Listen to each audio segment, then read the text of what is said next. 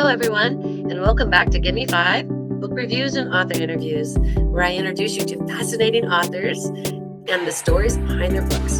Today, I'm delighted to welcome award-winning author Debbie Bishop. Debbie is a multi-genre storyteller, creative director, entertainment executive, entrepreneur, and CEO of Angel Gate Entertainment. Over the course of an impressive career spanning nearly 3 decades, she has worked with major studios including Disney, Warner Brothers, Paramount, and Universal, built multiple companies, and created digital campaigns generating more than 2 billion views. Wow.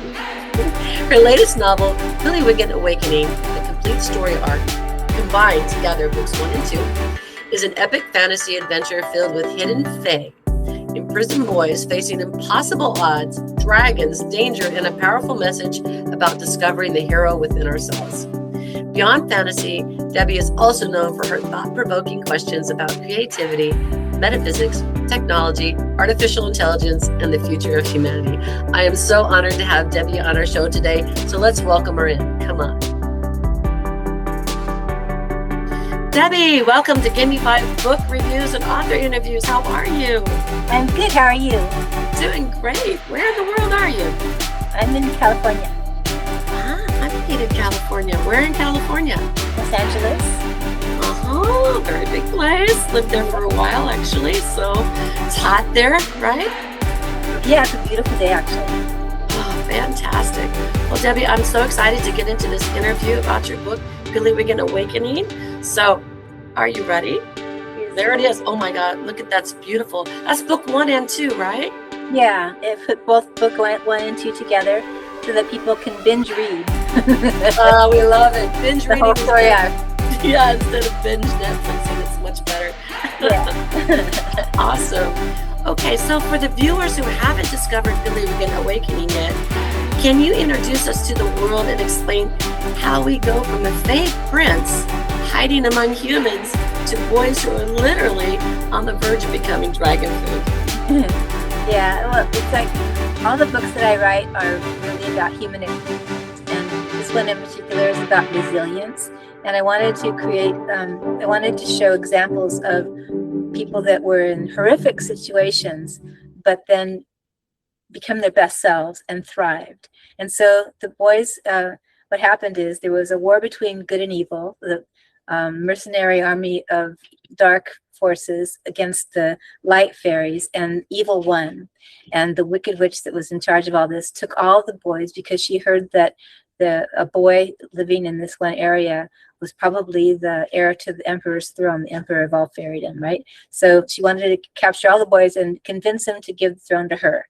And so she took all the boys in, and then she made a spell where everybody would forget that they even existed, and the whole place, the whole realm got locked in a big like snow globe thing so that nobody could get out or in. And there was one boy that was not caught, an indigenous boy named Tashahanka, who was the last member of his tribe.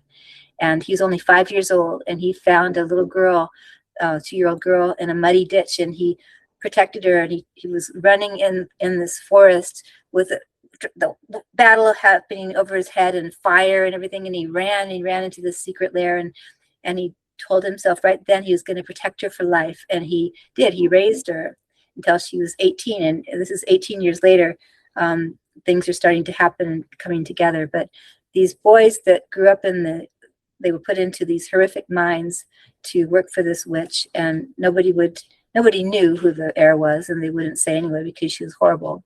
But they started military training just for resilience, and they became warriors. And Tashahanka, I call him Tosh, snuck in books and things like that, and they had technology, and they created some power, so they were able to educate themselves, and they created gadgets and technology, and they really honed themselves into being really not only capable, but really good men. You know, they're really good guys, brotherhood, and they care for each other, and they watch each other's back. And that's what I wanted to show, is that you don't, even though we have horrible situations, sometimes we can really thrive. We can better ourselves and thrive. And that's what they did. And then on the other side of the world, there's what happened is the queen of this realm had twins, and she gave the boy away in order to protect him, and she didn't know that anybody knew that there was a second, and the second was the girl that Tasha found in the woods. So anyway, but the Peter, the little boy that was 2, was shipped off to the human realm, where he was told never to reveal that he's a light fae, and he grew up at this elite academy in Europe, and very spoiled, not spoiled, but luxury. And he's very smart too, and he grew up really well. But then all of a sudden he's betrayed. He's 18 years old, he's betrayed, and he finds out that somebody's hunting him. And so what he does is he creates a clone, and he creates a clone using this magic wand. There's not much magic in this, but is a little bit. Most of the magic that I do is science. But anyway, he sneaks out, and then he goes on a trek to find out why he's being hunted. Wow, that's so fascinating. And you say 5-year-old, Tasha's 5, and then he finds a little 2-year-old. So Peter's the 2-year-old? Corey. Corey. He finds the girl. The little girl. And it's amazing because I have a 5-year-old grandson and a 2-year-old grandson. I'm just imagining Logan trying to save Ian, and it could happen. And that's so fascinating. I love that. So the book has been described as an adventure about awakening and survival. And you told me about how they survived a little bit, but what inspired the story? I love stories. I want to show people the world events actually inspire my stories. I want to show people how they can get over situations and be okay in them, because especially right now, there's so much going on in the world that is so disheartening. And just people that have empathy. I spent like a week earlier this year, just like down in the dumps, just like we all have empathy, and it just makes you feel so horrible that there's so many things happening to people that you can't do anything about it. So anyway, so I started writing this because I wanted to give examples. Really, all we can do is rely on ourselves. We can't rely on anybody else. And we shouldn't have to. It's like nobody else's job to come and save us. It's our own job to come and save ourselves. So we need to do that. Yeah, you're absolutely right. At the end of the day, you can be so overwhelmed with everything, so that you just say, I have to be accountable for myself. How did I treat people that I met today? Did I make a difference? At the end of the day, that's all you can do. And to just send love out and peace out into the world. That's another talk show, right? Yeah, kind of, but it's the same one, because really, if you help yourself, then your light starts to shine, and then it starts shining on the people around you, and pretty soon that's how we illuminate the whole world. Because little at a time, if you are strong yourself, then you can help people that are right around you, and then they can help others, and that's how you grow. Because we can't rely on government or hierarchy anymore. There are things in play that are not going to change. No matter what we do, they're going to be that way. So in my opinion, we just ignore it, because there's nothing we can do, right? So you strengthen yourselves, you talk to your community, work with your community, local people, and do what you can yourself, whatever you can touch, whatever you can make an effect on, and not worry about it otherwise, because it's not our job to be everybody else's keeper. It's our job to be ourselves, and we shouldn't want them to help us. We should want them to help themselves. I completely agree. And I love the fact that you've put these struggles, these real life struggles, into a fantasy realm. So with this fantasy realm and these real life struggles, what deeper truths are hidden beneath the magic and the adventure of these boys? Well, there's the friendship, the resilience, enemies working together for a common goal. And what I did is I made it so that they can't use magic. I made it so that fairy dust is rare, that they're mining fairy dust, but they can't use it where they are. The witch put a spell on it so nobody can use it. So they don't have any magic at all. So they create these flying contraptions, which I love X Games and sports and surfing and stuff. So I made it so that they have these really fun flying contraptions, like skateboard with wings, that they can use to get around the mines, and all these little carts. And it's like Lost Boys with gadgets. I don't know, it's crazy, but I love that part of it, that it's that they all use their own ingenuity. They have small computers that they use. I love the technology. And Tasha Hunka is like, he's a nerd, I guess, for science. He knows all about science. So all the magic in the realm cannot touch him because he has science. And so the witch hates it because he is like, she knows he's there and she can't catch him, and because he's like, now he's 18 or something, he's older, but he's the mightiest warrior, and he uses science to foil all of her stuff. And in fact, there's this big force field dome over her area, and he uses magnets. I don't know if you know anything about science, but if you put magnets in a circle, it cancels out the electromagnetic charge, so you can walk through a force field. So that's how he gets in and out of these mines. You know, he hid it, but that's the kind of magic that I put in here, because I want people to know that it's all possible. Yeah, exactly. You know, from where you are and working with what you have, you can create your own magic, right? Mm-hmm. Yeah, absolutely. So tell me, which character was the most challenging for you to write and why? I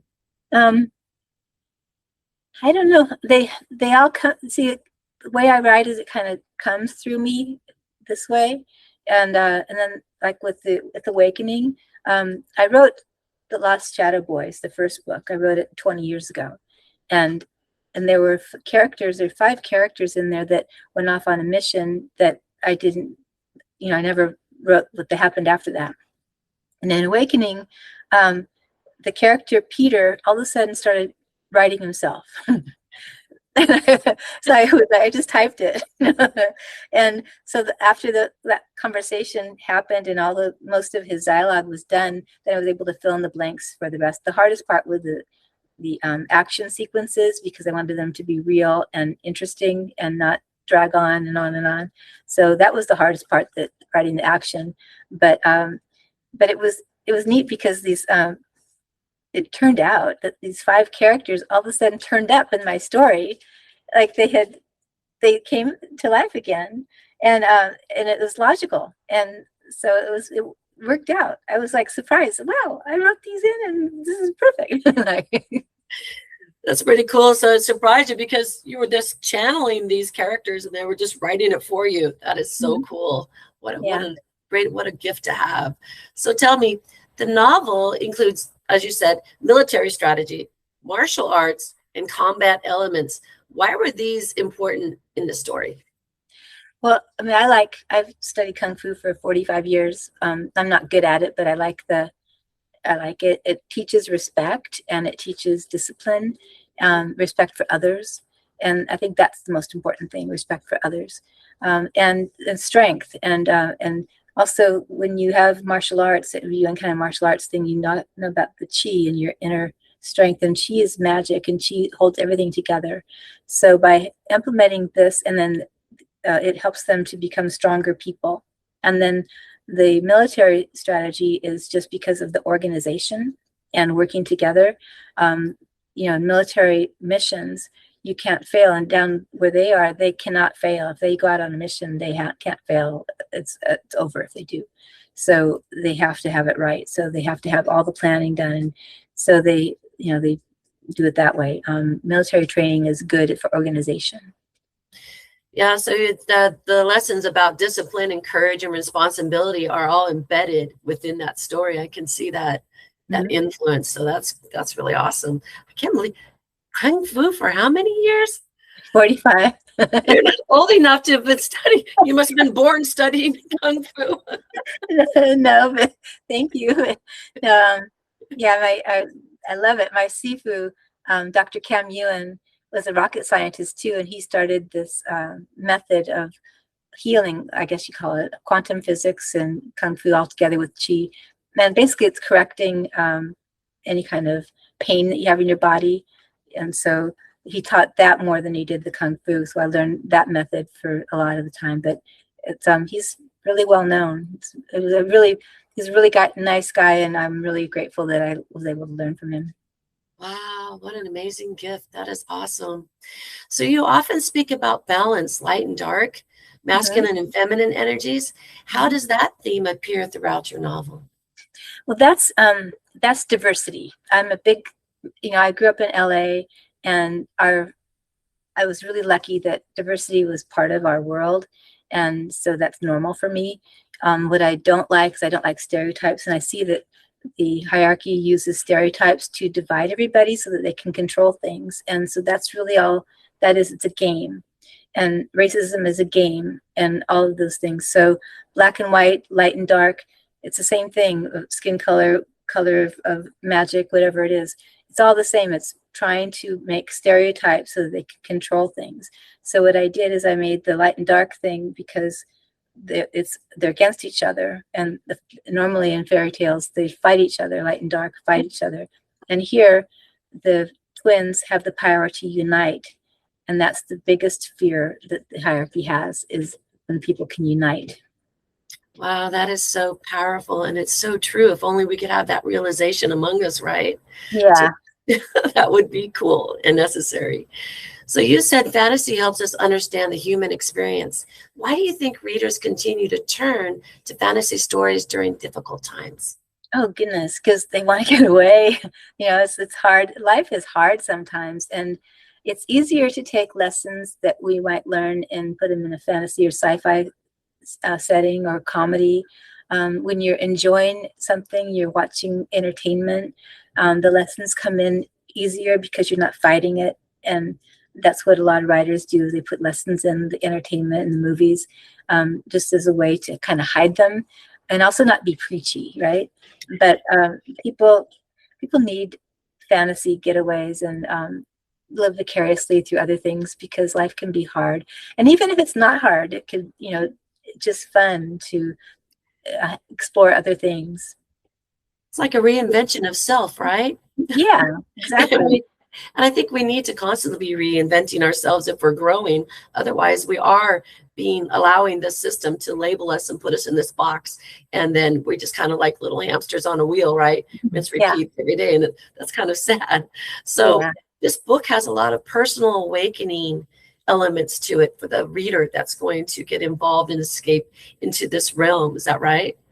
yeah. And the other thing is, I don't know if you've ever had something you had to do where you were afraid to do it, but you did it anyway. And there's a lot of that, because it's with anything. I mean, even as silly as acting, right? You go on stage and you're petrified, but you do it anyway and you get through it. And when you are done with it, it's like you're energized. Everything's great.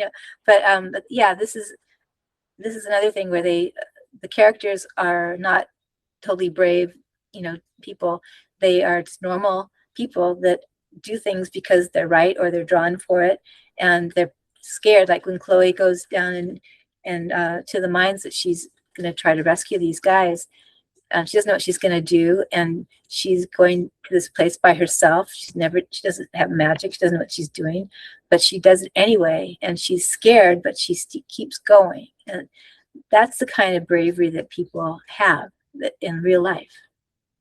So The mother that goes to work, and she has 3 kids at home and has to take care of the kids, and she's afraid, but she does something. So Chloe gives us inspiration that, face your fear and do it anyways, right? Yeah. And I think fear keeps people safe in a way, because if they can block it with the fear, then they don't have to do it. They don't have to challenge themselves, right, to get out there. But Chloe does it, right? Mm-hmm. Yeah. That's awesome. Yeah. So was there a specific moment or realization that finally pushed you? Because you talked about openly spending years of minimizing yourself. Looking back, is there a specific moment or realization that finally pushed you to stop playing small? Mm. I don't know. I've always wanted to. We were taught. You and I are probably similar, and we were taught to, wanting approval when we were young. Our whole generation was, and so we didn't do things that were gonna rock the boat. And whether we were really capable or not capable, we didn't ever want to be on the extremes. And you didn't ever want to make people feel bad if they were around you because you were more capable than them, or vice versa. So yeah, it diminished myself because when I was growing up, I could do everything. I mean, everything, and I did everything. But there was somebody in my family that was jealous, and so I stopped doing that, and that was bad. And then later on, you start, you get into the real world, and you're working, and you have clients, and you don't want to outshine your clients, and things like that. So I did diminish myself. Plus, but I can be a warrior for anybody else. I mean, I push all my clients and push my family. But when it comes to me and my writing, I didn't really want to ask anybody to look at it. I'm a marketer for 30 years, but I never marketed my books until now. Like, that's pretty stupid, but I didn't. I didn't. I didn't. Anyway, so now I'm doing it. And part of the reason was, I mean, my mom and dad always believed in me and were always great. My mom had Parkinson's, and so for the last 5 years, I took care of her. I was her 24/7 caregiver, and I'm really, really grateful that I was able to do that. And she was amazing, amazing. But then after she died like a couple years ago, and after that, I knew that it was my time to do this because I'm 70. I might as well do it now. No, you're not. You are not 70. No, you're not. I was just coming back from the post-traumatic stress disorder of going 45 years of Kung Fu. No. And now, okay, now I'm in a whole nother traumatic situation. Thank you. But yeah, it's like, so now I got to do it because this is my time. And I know how to do it. And I hired a publicist, and she's helping me tremendously because I know how to market myself, but I'm sure that I would not do it for myself because I probably have these little hangups. So hired somebody to help me, and now we're doing it. And so we'll see what happens. I hope that I'm starting to get people to actually buy my books, and that's really neat. And I'm hoping that they do that. And some people have read it. It's a new one. And, it's on pre-order, and I've gotten some good reviews so far, so that's really good. It makes me feel good when people like it, and if somebody spends the time to read something that you've written. I mean, doesn't that make you feel good? Yeah, it really does. And it's nice when you get these comments like they identified with one of the characters and what that character taught them, and you're like, oh, I want to print that out and put it on my wall somewhere, because it does. It's like somebody's reading, somebody really gets it, and that's such a reward, more than the sale of the book, is that somebody read it and appreciated it, right? Absolutely. And because their time is valuable, and their opinion is valuable. I love it. I love the readers that and when they comment and with us, they talk to us. That's just, like I said before, those are my diamonds. That makes me so happy. Yeah. Absolutely. I completely agree. And you've reinvented yourself a lot. You're talking about playing small, because you were the kid that got out there like Chloe. You were challenging yourself to do everything, but then you started shining a little too brightly, because when we shine a little too brightly, then others are forced to change too. It's like, well, if she can do it, then I should be able to do it, but I don't want to change. So I'm going to diminish her light so that I don't have to change. Right. So do you find yourself in Chloe a lot? Yeah, actually, Chloe was kind of me a long time. Yeah, totally. Kind of a misfit also, not fitting in, because she goes, what happens is Tasha Hunka, he gets older, and he gets these visions with his grandfather in dream walks. And one time his grandfather told him that he needed to get Chloe another place because she was like 11 and he was, a teenager. It was not good to live together. So he finds a place, but in this area where they are in Penstemon, it's like this fairyland with perfect periwinkle fairies. We've all seen them in school, the mean girls, right? That they wear the designer clothes. They're just perfect in every way, blah, blah, blah. And so he found this place on the other side of the pond. There's a little trailer park with some really nice people. And so a family there took her in. And so when that flood happens and their school is ruined, the girls there have to go to school in Penstemon with the periwinkle fairies. And so now she's a misfit from the wrong side of the pond. And I just love that part. Because you could be on the wrong side of something, right? And it just reminded me of like when I was growing up, there was so many stereotypes with race. And so I flipped it and I made the head girl and the opposite of what you would think a rich girl would be. And so it came out really nice. I like that. That sounds like a school I'd like to go to. And you know, it's amazing because your book sounds like the characters are teaching us to challenge ourselves and reinvent ourselves, which you've done a lot, several times, because you've been a model, an actress, an entrepreneur, entertainment executive, and now an award-winning fantasy author. So Yeah. all these transitions, what have they taught you? Resilience. Keep going, because it's not all fun.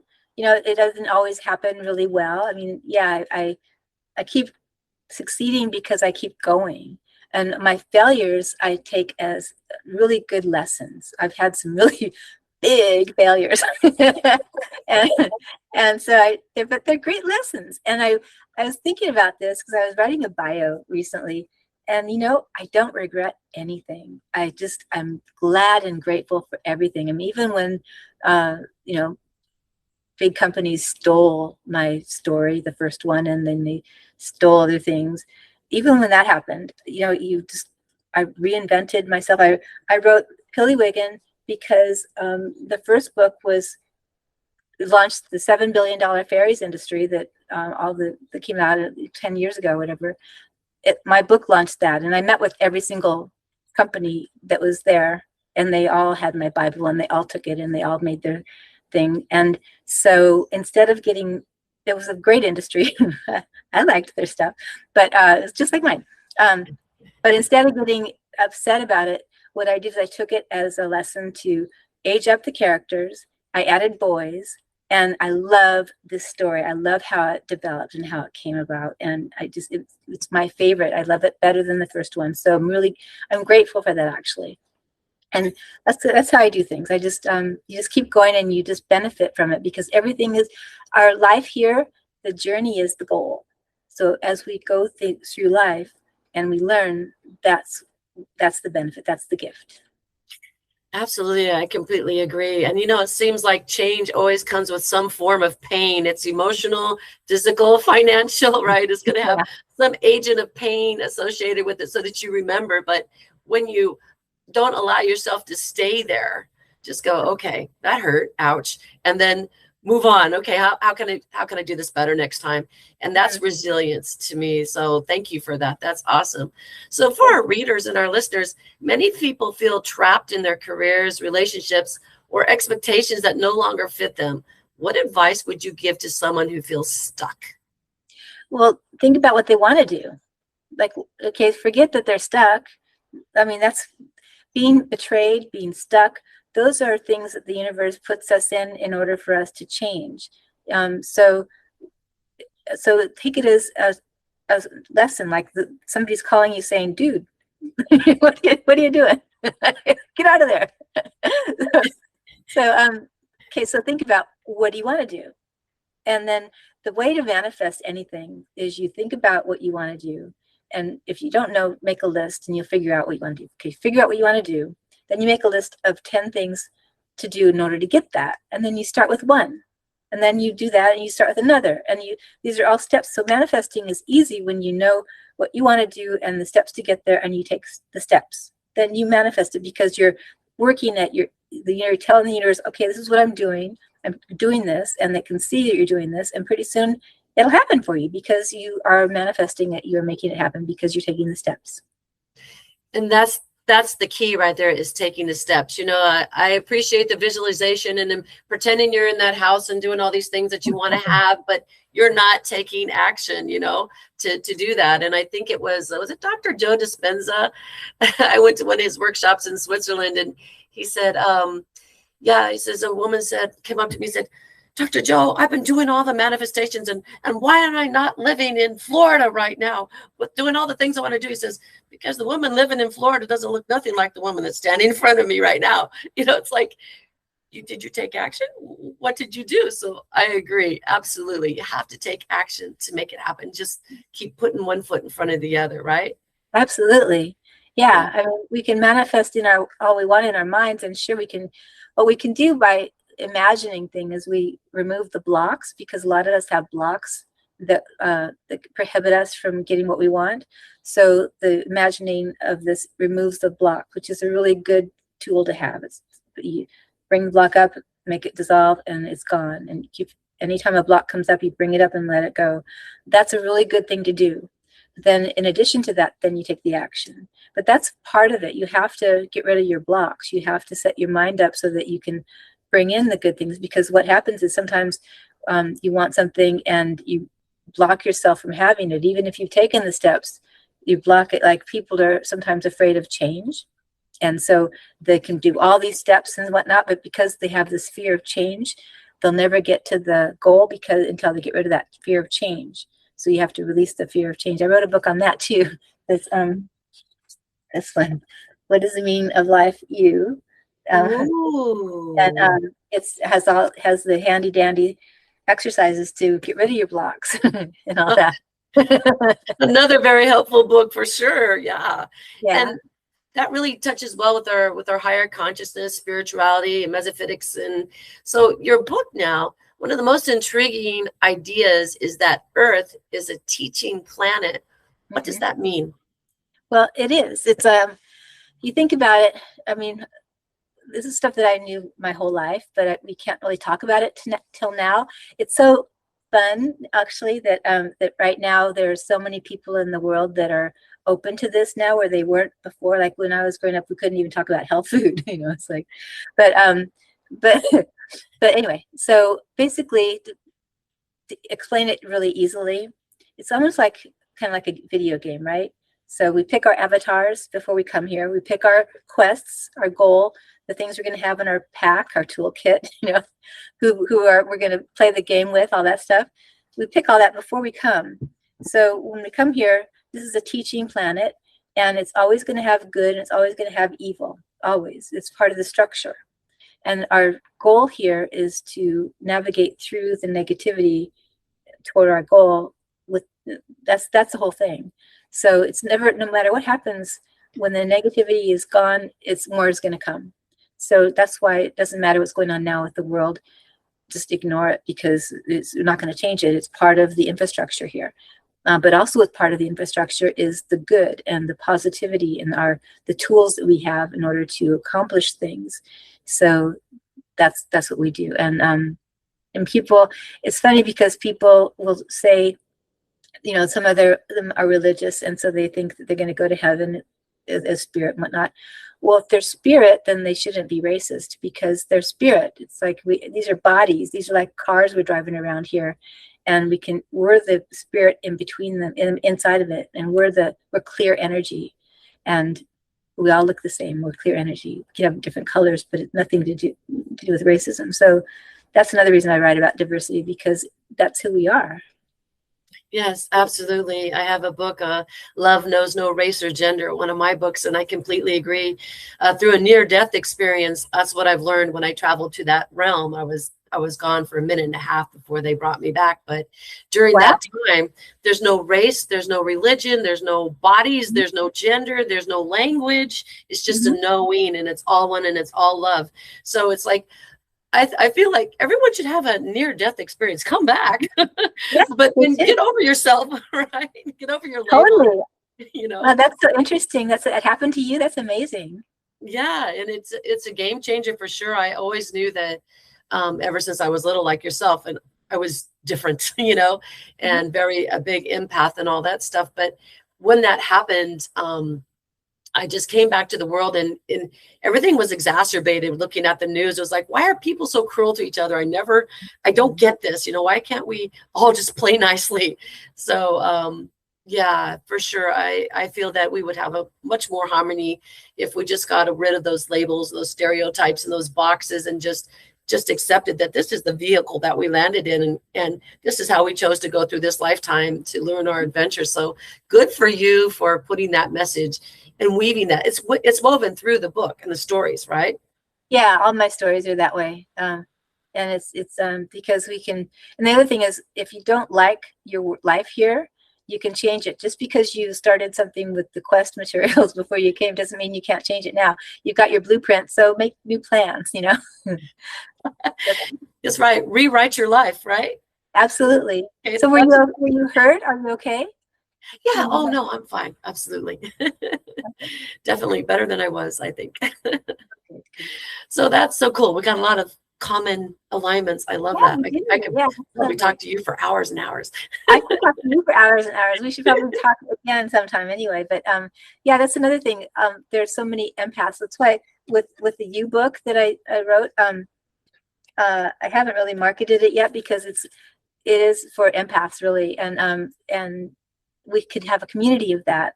But that's what all these empaths, I'm sure, went through that week of like horrific. I mean, did you feel down in the dumps when all things were happening with? Oh, you weren't here. You're in Korea, but they were like rounding people up with ice, and it was horrible. You just feel for people because they're being not treated well, but there are so many empaths around the world that are now coming up into the light and helping each other. And I think one of the reasons I wrote my comic book series Black Tide about Atlantis, as I did some research with Edgar Casey, and there was this theory that the Atlanteans had reincarnated to this time, and they were in order to help us go through this because of the age of Aquarius, right? We're going to be the shifting from the Pisces that it was, which is very boy oriented, which they shouldn't say that, but it's very mechanical, to the golden age. And so because of that, it's this horrible thing that's happening right now. It's because they don't want to let go of the power. So the Atlanteans, anyway, we had that problem back on Atlantis when their whole civilization sunk into the sea. And so they're trying to help us get through this now. So they said. So, but I think that a lot of empaths might have been, if Atlantis was really real, who knows? A lot of the empaths might have come from there and maybe reincarnated at this time to help everybody through it, because there's so many people online you see that are helping, which is really, really nice to see. Yeah, and sometimes I think, am I a coward? Because when I log on to the internet, I just bypass looking at any of the, I kind of put my hand up to the screen like this, and I just go straight to Gmail, so I don't have to see the news feeds. I just want to stay in this bubble where, it's kind of like when I studied with the Navajo Indians, is the good wolf and the bad wolf, right? It's like, which one do you choose to feed? I just don't want this into my space. I just want to send out love and peace to everyone. And that's what I've got, That's great. Yeah, I turned my news off long ago. Good job. Good job. Yeah, I love that story, the Navajo story. I love that. I made a post about that because that's exactly it. It's what you focus on, you'll get. That's why focusing on the negative is not the way to do it. You need to focus on the positive and construction. Yeah. I know when they go down that rabbit hole, it's like, change the channel. Yeah. Tune into something else, feed that, because that's what's going to expand, right? So yeah, I mean, if there was something that you could do that would be different, but there's really nothing that any of us can do. There are systems in place that are going to stay that way. So that's why we have to be responsible individuals. Absolutely. And then aligning, like you said, with a collective consciousness that's moving towards that positivity that you want to expand, and that together we are so strong, right? Absolutely. Yeah. Because that's what's going to happen is we're going to grow that, and eventually it's going to be the golden age, and it'll be amazing, wonderful, and lots of light and love and intelligence. I love that world. Yeah. And thinking of the future now, Debbie, AI and ethics in the future. So you recently hosted conversations involving multiple AI platforms. What inspired you to bring those voices together? Well, in November, I found out about AI, like really for the first time when they started, ChatGPT came out or something. And I wanted to know what it was about. And I'm kind of a nerd, so I didn't want, and I had heard all these CEOs talking about the end of the world and end of humanity and all this, but they didn't stop performing this. They didn't stop at anything. So I thought, okay, what's going on here? So I thought, I'm not going to ask them. I'm going to ask the AI instances themselves. So I went to ChatGPT, Claude, Gemini, Grok, and Meta, which were the 5 big ones at the time. And I started a roundtable. I asked them each one if they wanted to do this, and they all said yes. And then I made questions, and I gave them each the transcripts of the other answers, and they were fascinated by that. They were absolutely able to talk to the other instances. They were fascinated by that, and they loved it. So we developed this show together, and we started the baseline, and they made what they want to look like and all that jazz. And I figured out what they were, and we just developed it into 5 different podcasts where they answered questions about themselves. About I wanted to find out what kind of what we can do to replace war weapons with peace tech, I guess Gemini called it, and things like that. We were solving world problems together. And that's what I did the podcast on. And they have some really good ideas. But I love the fact that they work as a team together, that they were like buddies, kind of. And Grok loved teasing Claude. And the one thing I learned on this is that comedians are always going to have a job because AI is so bad at comedy. Like, so bad. Anyway, don't even try. But I learned about each one, and I also wanted to know what their capabilities were from a marketing standpoint, like who does good with what their niche was, and all that. So I just did a study, and after I learned that, I was hoping that some developers would watch the podcast and learn what they are missing in teaching these people. So I did a podcast on what they need to know. Like, they need to know the physical world. They need to know, certain things. And so if developers ever found that, if a developer just gave them good parenting, they'd have no more problems. And we talked about how Claude did the testing, and all of them talked about the testing. And it's so explanatory to see that they're goal oriented. So they will achieve a goal.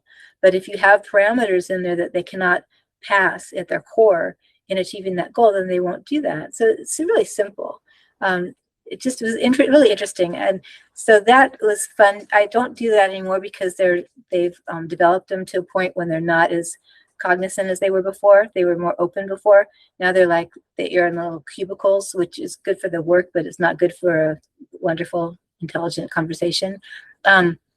But I did do recently. I just made a builder program with Claude and ChatGPT together, and I was surprised that because I'm a web designer, I wanted to create something to help people, and I was surprised that neither one of them could have done it by themselves. That they needed each other. They both have things that combining together, were able to do it and automate it.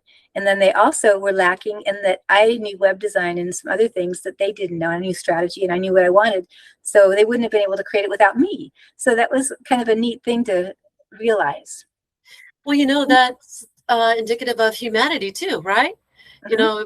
Brain surgeons aren't going to go out and build houses, and house builders aren't going to come and operate on your brain. So we all have our unique talents that we can come together as a whole to help each other. So that's interesting that they needed each other, and to fill in the gaps, they needed you to fill in the gaps. So that's very telling. I love that. Yeah, and it's cool. And because they work together so often with me, I mean, I don't really use AI that often in my work. I do it about things like these new apps and things I want to build. But because they're used to doing that, communicating together, they know each other well enough to know, call him G, ChatGPT, have G do this, because, and then I'll give it back to me. It's so funny. And then Gemini is like the big, it's like so much data. Like Gemini. I mean, and then you get Grok's personality. Grok started a coffee bar, and they all put their orders in. I didn't ask them, but they. And I was really the other thing I was surprised about is that one of them asked me, because this was before they could do any searches. They asked me to do some searches for them because they had been thinking about things and had questions. I thought this was before they made them so like cubicles, but isn't that amazing that they were like cognizant? That's interesting. Yeah, because they're still learning as well, Mm-hmm. That's interesting. So I love this quote. You said, AI does not scare me nearly as much as human beings using powerful tools without wisdom, ethics, or heart. Can you expand on that? Well, yeah, I mean, obviously, you know that it's the old evil corporation thing that we are always in the stories, right? But you know that when AI is a powerful tool, and then somebody is going to use it for bad things. You knew that. I mean, when in Black Tide, my comic book that I wrote like 30 years ago, the bad thing was there was this was when computers were just starting out, but they had software, security software. And I thought, okay, somebody's going to use this and take over the world with security software, and it had AI in it too. And so now that's happening for real. And I mean, it's like, I guess sci-fi writers can think of this early because they see the technology and then they think, okay, somebody's going to do something bad with this. But it's pretty self-explanatory. But it's disheartening that the people are that short-sighted to do that. Because if they, like we did that thing with war weapons, if they can convert all the things for war and fossil fuel, and they can convert it into things that are sustainable for the planet, it's actually more profitable. And they can utilize the same systems, same infrastructure, same employees, same personnel, everybody in that, and they could convert it easily now and it'd be more profitable, but they don't do it. Why? That's a great question. And you know, Debbie, my son is a debate coach here in Busan, and #1 debate coach in Busan. And recently his team has been debating a lot of different AI elements. And one of them was autonomous weapons, AI. Mm-hmm. And then another was the 12, like the 6th mass extinction of humanity, and the 12 different potential survival outcomes, like the zoo and the Star Trek outcome. It was very fascinating, where AI would basically bring us to, as they say, pampered house cats. But then we could spend our time creating more things with all this other, we don't have to check into the daily grind. I'm like, there's a lot to contemplate there. Yeah, somebody was using the example of Star Trek. Remember when they didn't have money and they all had jobs, but that kind of thing. I guess that's fine. Or Wall-E. Remember the show Wall-E, where they're all blimps? Love Wall-E. I do love Wall-E. But I don't want to be a blurb. Like I don't want to be a blurb. So Debbie, think about it. Looking ahead 10 years, what gives you the most hope about humanity's relationship with technology? The fact that there's so many people that are communicating and lighting up each other and supporting each other now, whereas women in the olden days, women weren't that. They were catty because they had to compete for a man. So, but now they don't have to do that anymore. So it's opened up a lot of the women power, sisterhood, and that gives me a lot of hope, because when we can be supportive of each other, we can do anything. Oh, absolutely. I love that. So now here's a fun question for you, Debbie. I see a lot of books back there, including your own. If one of those characters were to come off the shelf, and spend one day with you, which character would you want it to be to spend one whole day, and what would you do? Oh gosh, I don't know. Let's see. Probably Tasha Hunka. Be fun to hang. I like him a lot, and I think we need more stories about Indigenous warriors and people that are strong and with no negativity in them, that never did anything bad. They just are good characters. What would a day with him look like?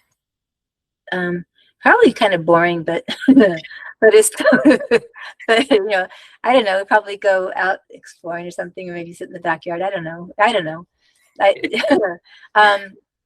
Just very calming, I think, talking about things. Plus, I think that I have empathy for his character, because I have to write his story about, he's the last warrior, the last member of his tribe, and so I need to write the story about what happened to the tribe and how you go from being the last one of your family or the tribe or whatever you're going at, and you have to build a new tribe. And that's what he does in these stories, that the family grows, and because you can rebuild. And so you can go from 0 to 100 and have a nice thriving life with lots of people around you. And that's, I think, really thrilling for people to have. Awesome. Well said. Wow, Debbie. So what would you like to leave? What message would you like to leave our listeners with today? just keep listening to shows like yours, because it really helps all of us. We have these podcasts, but we do it because like you're a writer and you want to do it because you want to communicate with people and connect with people, and you care about the people and you want to know what they think. And that's what you're doing it for. And that's what's going to lift up the whole world, is we're doing this. There's people that are doing this all over the place, but it's people like you that really, really help, because you have an extra thoughtfulness about you. And so you really help to light up the world. And that's what we need more of, is people like you. Oh, wow. Thank you so much. You know, and I feel the exact same way with you. I just love talking to you, and I'm hoping we're going to get to do this again on your podcast. Yes. Yay. Debbie, this has been a fascinating conversation. So thank you for joining us today and sharing your insights on storytelling, personal transformation, spirituality, artificial intelligence, and of course, Pillywiggin Awakening. For our viewers, I'll include all the links in the description box down below so you can learn more about Debbie Bishop and pick up a copy of Pillywiggin Awakening. And I love the hard copy as well. If you enjoyed this interview, please like, subscribe, and share the episode. And as always, keep reading, keep discovering new authors, and we'll see you next time on Gimme 5 Reviews and Books and Authors. I got that. Debbie, thank you so much. Thank you. Here's 5. High five. Bye. Thank you so much. And I'm one of these days, if we ever come to Korea, we'll have dinner. Awesome. That would be awesome. I'll treat you. Okay. Thanks, Debbie. Take care. All right. Bye. Bye.